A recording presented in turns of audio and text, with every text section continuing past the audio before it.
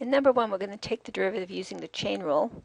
So let's remember first that if y is equal to e to the x, then the derivative is also e to the x.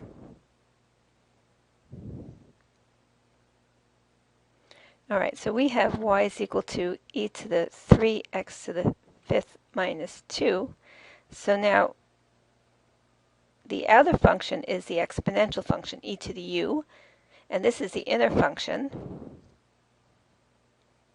So the derivative is equal to the derivative of the outer, that would be just e to the u, e to the 3x to the 5th minus 2, times the derivative of the inner, so that would be the derivative of what we circled here, so that would be 15x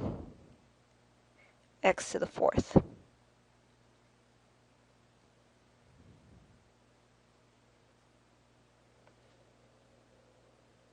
In number 2, again, we're going to use the chain rule.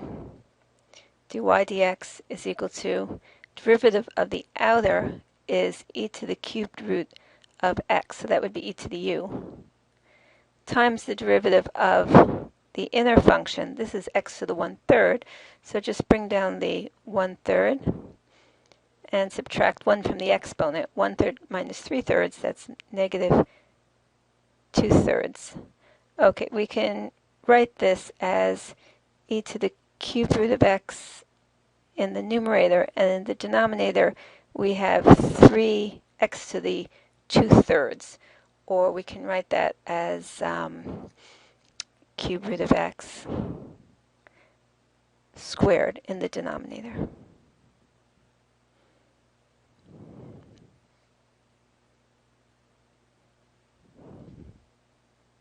In number 3, we have a product. Here's, let's say, our first.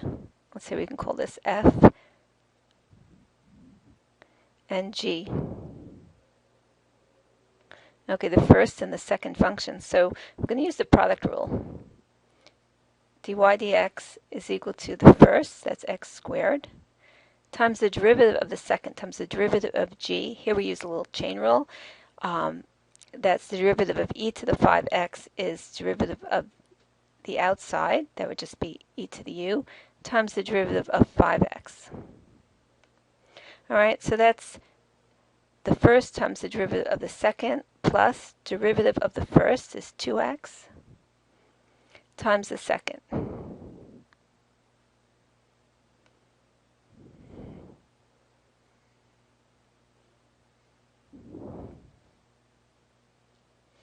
Okay, let's look at number 4.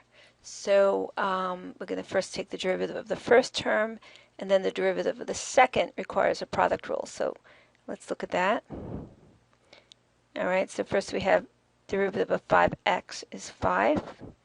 Now, here it's important to put in a set of parentheses, and we're going to take the derivative of x squared e to the x right here in the parentheses. It's important to do that because this minus is going to apply to the entire sum that results from the product rule. All right, so let's do the product rule in parentheses. Derivative of the first, x squared, times the derivative of the second. Derivative of e to the x is just e to the x, plus the derivative of x squared, 2x, times the second. All right, we can leave it like that. If we open parentheses, we have 5 minus x squared e to the x minus 2x e to the x.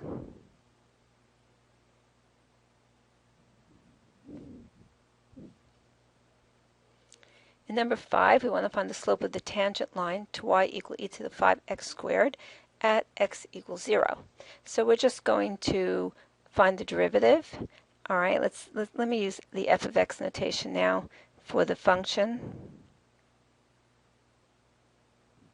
So the slope of the tangent line at x equals 0, that's equal to the derivative at 0. So that's what we're looking for. So the derivative first is equal to the derivative of the outer, that's e to the u, e to the 5x squared, times the derivative of 5x squared. So that's 10x. And I would just have to substitute in 0. F prime of 0 is e to the 0 times 10, 0. Okay, so because of this 0 over here, that's equal to 0. The slope of the tangent line at x equals 0 is 0. And finally, number 6, we want to find the relative extrema. That means max min of y equal x e to the x. So basically what we're going to do is take the derivative and see where the derivative is equal to 0 to find the max min. All right, so let's do that. So dy dx is equal to product rule over here first times the derivative of the second. Derivative of e to the x is e to the x. Plus the derivative of x, that's 1, derivative of the first, times the second. And we want to know where is this equal to 0. This will be easier if we factor out e to the x. Let's do that. Factor out e to the x. Okay, so we want to know where is this equal to 0.